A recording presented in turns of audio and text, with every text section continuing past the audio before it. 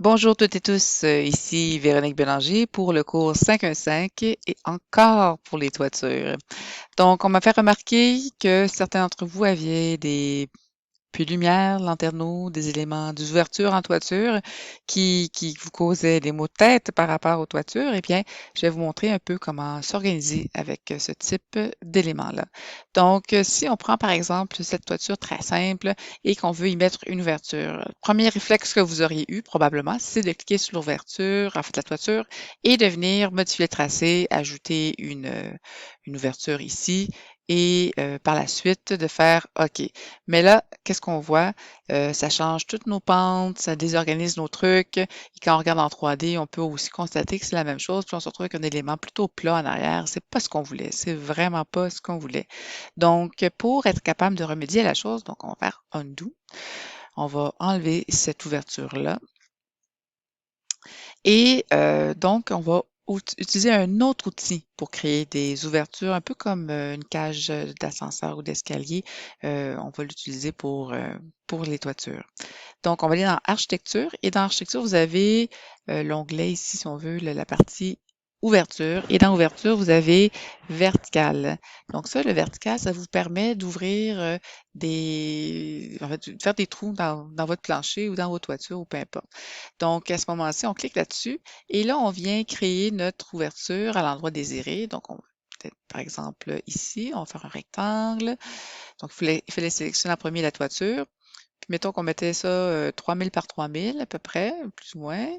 Puis ensuite, on fait simplement le crochet pour terminer. Et là, vous voyez, ça n'a pas du tout rien changé dans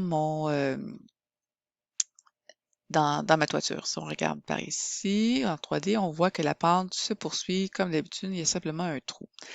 Mais là, vous avez un petit problème. Si vous avez une ouverture dans votre toiture qui est en lien avec un lanterneau ou autre, il faut être capable de rediriger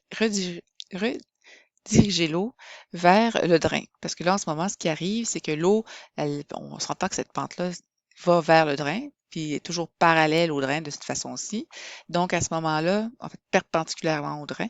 Et dans ce sens-là, si on a de l'eau qui cumule ici, qui descend la pente, elle va venir stagner à la jonction où vous avez votre ouverture. Donc, j'ai pas réussi à trouver de truc magique là, pour être capable de mettre en déroute, en fait, de modéliser tout ça là, avec Revit. Mais donc, à ce moment-ci, je vous dirais peut-être d'y aller simplement avec le dessin. Donc, allez dans Annoter, allez dans Ligne et faites un angle de 45 comme ça. Faites un autre angle de 45 comme ça, les rejoindre ici. Puis là, vous pouvez faire un truc qui ressemble à ça ici, comme ça. Puis vous avez fait évidemment une ligne entre les deux pour indiquer qu'il va y avoir un versant d'un bord, un versant de l'autre. Et là, il va falloir faire la flèche manuellement aussi, malheureusement.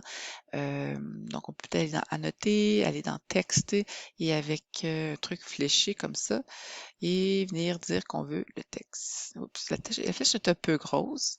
Puis, ouais, donc oui, pour faire le texte, il faut faire un espace pour être capable d'avoir la flèche à la bonne place. Sinon, vous allez avoir la flèche qui va se décaler. Donc, on recommence, on fait ça comme ça, on fait un espace, puis on fait entrer, puis on fait fermer. Puis, bon, ça a marché la dernière fois quand j'ai essayé. Mais bref, vous comprenez un peu le principe. Et il va falloir mettre la flèche à la bonne place. Donc, la flèche va descendre. Dommage que j'ai pas réussi à mettre la flèche Corimo comme il faut, là. Faudrait que je déplace ça probablement. Il, il veut-tu, il veut pas. Bon, comme ça à peu près.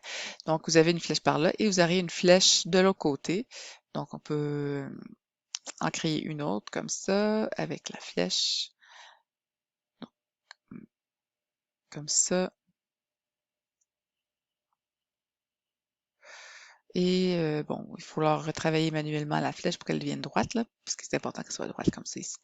Donc, vous avez, là, j'aurais dû le faire plus gros, peut-être un peu, là, pour le montrer un peu plus adéquatement, là, mais c'est un peu le principe. Donc, l'eau va aller descendre tranquillement, perpendiculairement au drain, et rendu au criquet, et elle va se diriger vers le côté du criquet et va continuer sa chute au drain ici. Donc, voilà, c'était la façon de faire pour des ouvertures dans votre toiture. Merci beaucoup et à bientôt.